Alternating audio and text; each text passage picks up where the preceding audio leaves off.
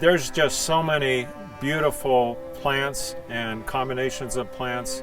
I love the wildflowers. We've identified over 130 different species of wildflowers that existed here.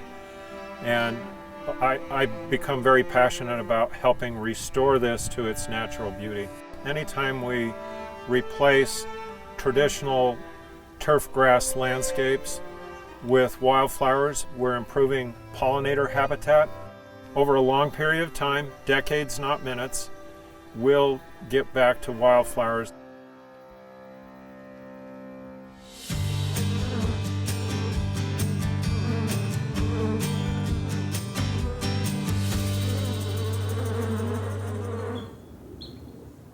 Wow, Rock Canyon in the hills above Provo is a beautiful place. Here's the native grass. That's something BYU professor Phil Allen has been saying for years. 20,000 visitors a month play and hike and rock climb and mountain bike and bird watch and other things in this canyon.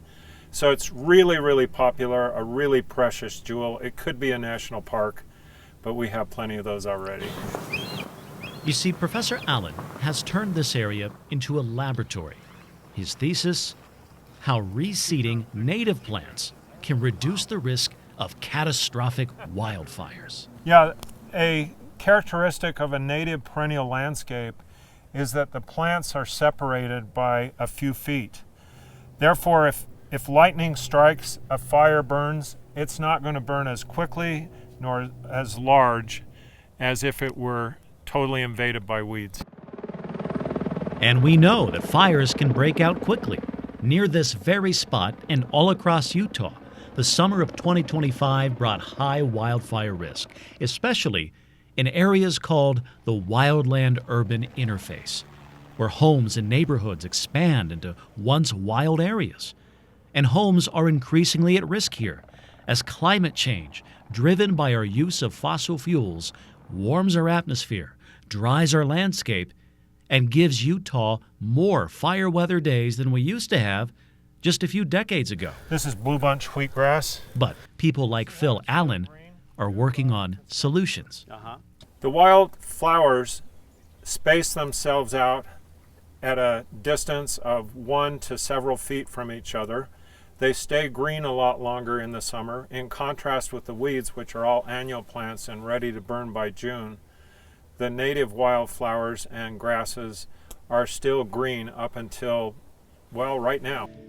This is video of Professor Allen and his students at work over the summer. Look at those colorful flowers.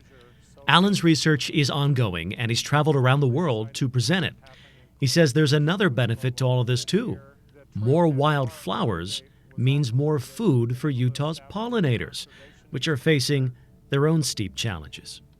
This area is great pollinator and wildlife habitat. When I came up here this morning, there were bunny rabbits jumping around, still a number of moths and butterflies and other insects pollinating flowers, which is good because that promotes a much more resilient ecosystem. A resilient ecosystem. That's the goal Professor Allen believes Utah should aim for. By planting wildflowers and reducing severe wildfires, humans and animals, he believes, can better weather the effects of our changing climate.